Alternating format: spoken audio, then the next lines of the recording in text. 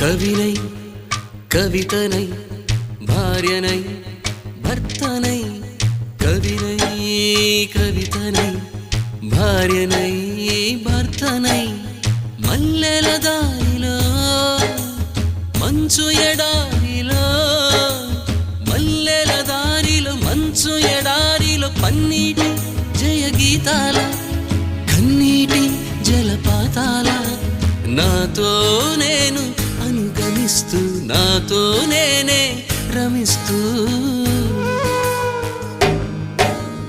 ఒంటరినై అనవరతం కంటున్నాను నిరంతరం